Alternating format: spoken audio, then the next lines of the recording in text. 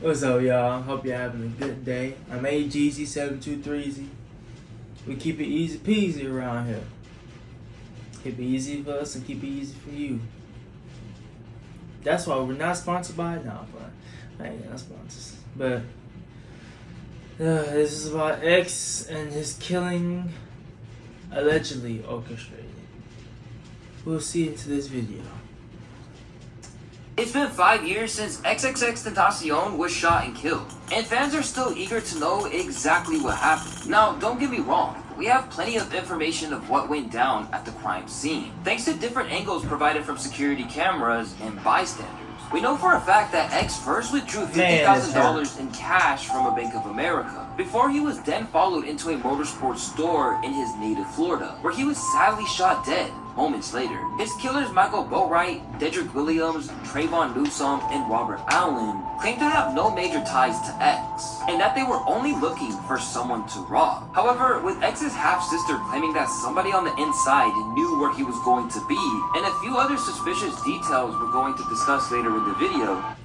That's crazy because I don't even think these things ugly as shit.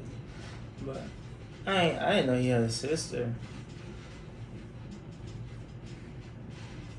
But that's crazy. So this shit was orchestrated. This shit was planned.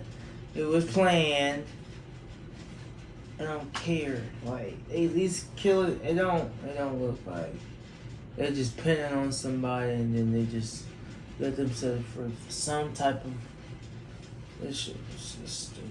Just pissed me off. Oh well.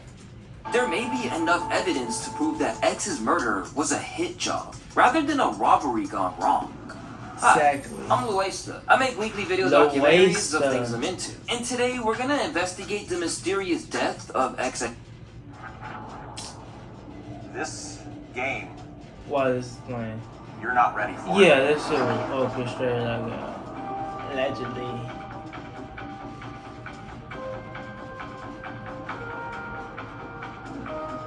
Inside job. You know how they like to cover up things because he was telling some things. I guess he should have supposed to tell, but how you gonna have freedom of speech if you can't say the things that you want to say? And you're seeing intrigue, the espionage, the alliance. And that's amendment number 1. That you're already the power that being hypocritical around. It is. It's amazing to watch.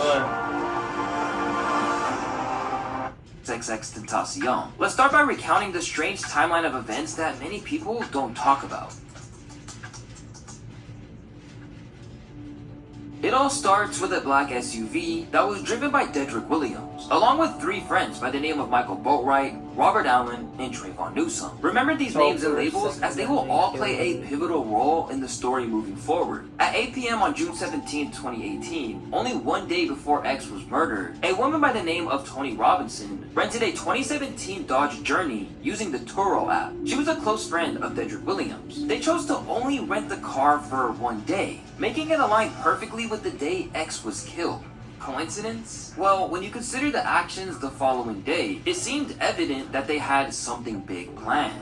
Breaking down the timeline of events, a Reddit user by the name of Zephaniah made an interesting point. At 1:18 p.m. June 18th, Boatwright goes to Dedrick's home and stays until 3:03 p.m. When Allen and Newsome arrive, and Dedrick Williams asks Sherrod Clayton to babysit his children before he leaves. In the meantime, X is currently with Leonard Kerr, the guy who was in the car with him at the time of the murder, and withdraws $50,000 in cash. In my opinion, the timing of him asking for his neighbor to babysit his kids makes me wonder if he was being fed information by the second and had to make that decision on the spot. Given that the vehicle was rented in advance, but he didn't have a plan for his kids. Later in the video, you'll see why Zephaniah's statements make a lot of sense. Once X and his uncle Leo arrived at Riva Motorsports around 3 p.m., Dedrick and Robert Allen are seen appearing shortly after to confirm that X was in the store, before going on to purchase 2 black ski masks. This is also another strange detail, being that his face would already be caught on surveillance camera when he entered. So, was the motive to disguise his identity,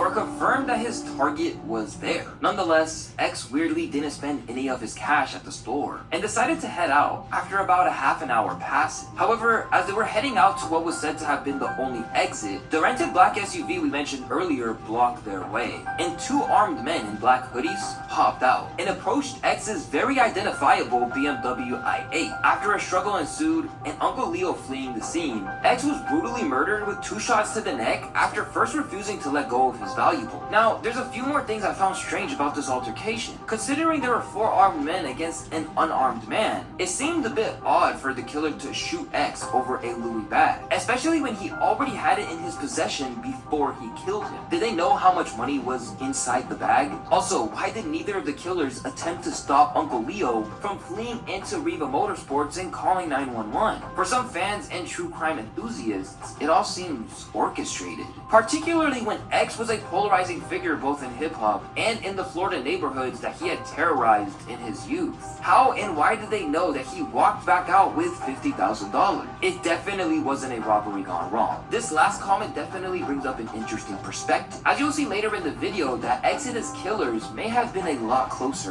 than you think. But first, we need to know a little more about X's upbringing. For those who don't know, throughout his younger days, X was a troubled kid who would engage in multiple serious crimes and a whole lot orchestrated. Come on now. I know it's a little late, but like, how would y'all know he had 50K? Yo had to been there, had followed him to wherever, and then go in there and see if it was him already, and then buy a mask at the store, and then come rob him. What the fuck? It doesn't make any sense.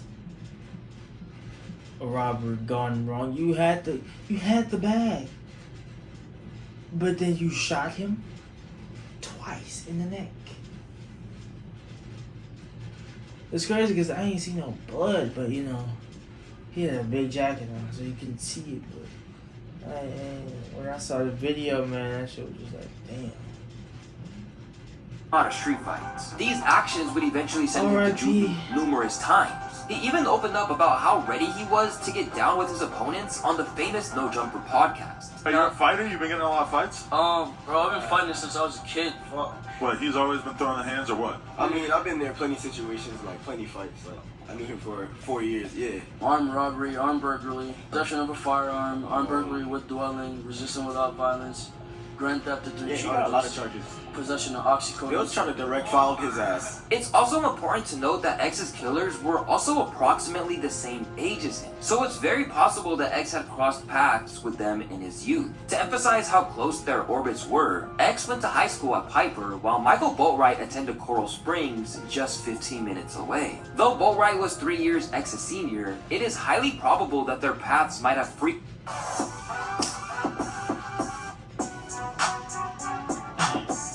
What do y'all think?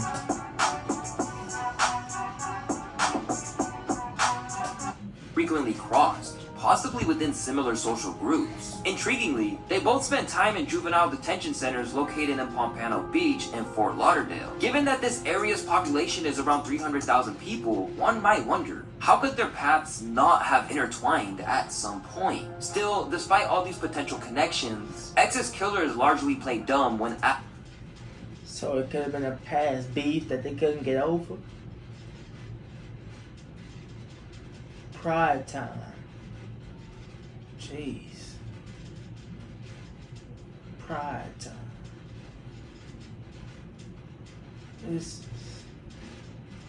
That pisses me off because the career he had was just getting there, and it could have been a hit for Drake.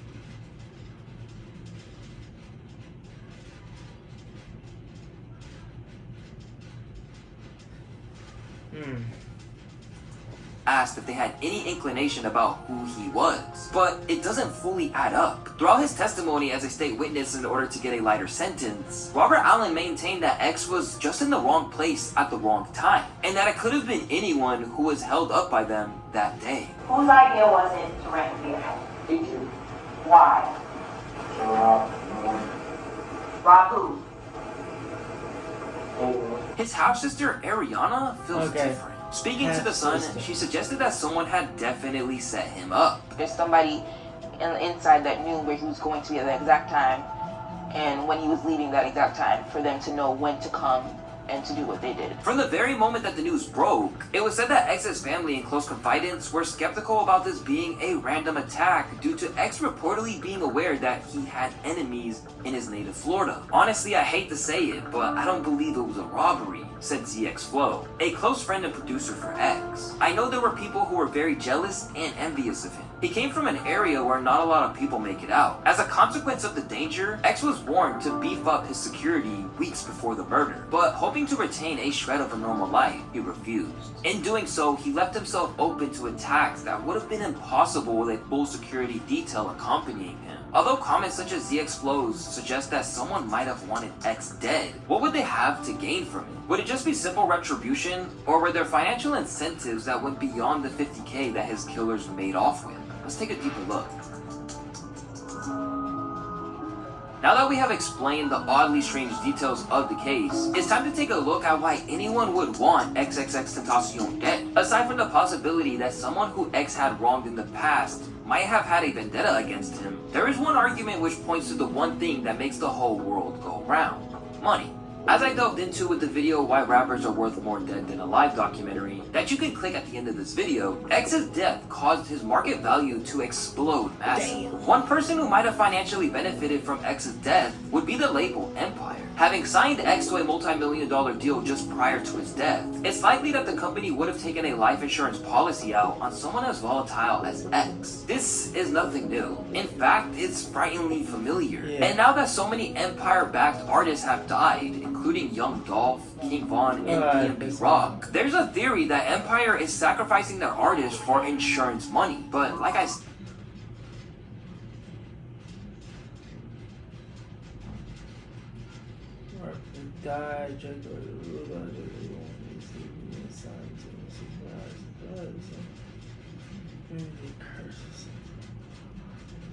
oh no, maybe I need to look into that, because if they're all signed up with them, I don't know. I don't really know the details of that. But PNB, that's crazy. Dolph, that hurts. And then Vaughn, I was like, sheesh. All getting killed. They said they're sacrificing for insurance? Come on, man. Damn. Y'all just said it's just a conspiracy theory. Then there's X's mom, Cleo Bernard. Since becoming the head of X's estate, her net worth has boomed to $10 million.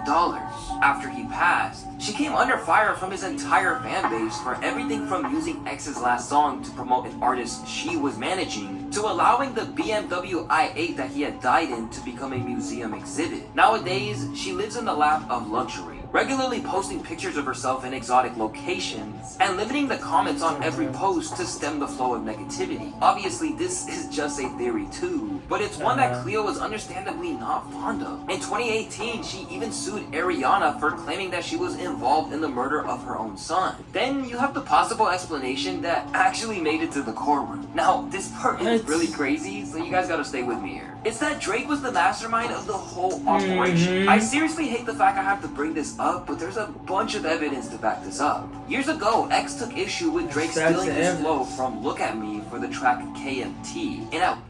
And this dude gonna steal every flow? What the hell, bro? No one bats an eye? No backlash? Not as much? Boy, y'all selling souls like crazy, huh? Gots to be smoking. At one point, a tweet from his account read, "If anyone tries to kill me, it was at Champagne Poppy," which is, as you guys may know, Drake. Later, X would claim he was hacked, but Dedrick Williams' attorney thought this was so crucial that he even attempted to get Drizzy Drake to appear in court, and claimed that because the county wanted this high-profile case wrapped up fast, they didn't fully explore this possibility. Guys, before you guys, if anybody kills me straight, do you think in that time span that they went and they addressed them and talked to him? No. Do you think sitting here today, years later, any detective has ever asked, Drake or anybody like that. No, they never did that. So you ask yourself, how could that be? Despite their best efforts, the attempt to get Drake to appear in the courtroom was thrown out. And honestly, I'm not surprised. Because not only would Drake never risk his career and freedom by calling in a hit on one of the most famous rappers in the world, but X's eventual killers are the last people you would hire to do the job. It's hard to underestimate the stupidity of the 4 men who claimed X's life. Let's start with Dedrick Williams, arguably the dumbest of the bunch. He walked into the store with tons of camera angles pointing directly at his face and buys 2 ski masks during the summer. In addition, he was wearing orange sandals before, during, and after the killing. Rather than laying low, he also immediately went on a shopping spree. He would then show off the money he stole on Instagram alongside Boatwright and Newsome, all being caught red-handed posting with the ill-gotten catch. But wait till you hear what Michael Boatwright, the one who pulled the trigger, did in court. Alongside smiling throughout the trial, he infamously blew a kiss at X's family after being handed a life sentence. This behavior was also seen in a video of him posted after X's death. What y'all doing, bro? I don't got nothing. What y'all doing, bro? What y'all doing, bro? I don't got nothing, bro. Please, please don't do it. Please don't shoot my god, kid. I got people to live for. Please don't. Fuck that nigga, man. I should have heard this nigga last words, bro. When it came time to let him know his fate, the judge didn't hesitate to remind him of the dark future ahead of him, after he had been accused of not taking the trial seriously whatsoever. You'll spend every hour, and every day, and every week, and every year of your life in that cell. And one day, they'll come and open up that cell in the morning and you'll have passed on. And only on that day will you have served your sentence. So yeah, it's no surprise that X's killers would all eventually receive life sentences, except for the one person who was willing to snitch on everyone, Robert Allen. At the time of this recording, he only has 2 years left in prison, making him the smartest of the stupid bunch. The rest will be rotting behind bars for eternity. Dang. What they're doing here is magic. I don't think you can... What the hell? Oh, them posting the money after the hit is really stupid. And went on a spending spree. Now you're just suspicious. Yeah, you stole the bag. You got the money. When you get the money, you don't just. I don't know what I would do, but you wouldn't just do that. Come on, common sense. Oh, what be in your head? But killing him. Yeah, I'll be, that life sentence is real good for him. All of them, because really uncalled for, but hope y'all enjoyed this video with me, man. I like this video. I forgot his name. Lou. Good video, my boy. And, I'll see y'all in another one. Did it go? No! It didn't go. Merry Christmas.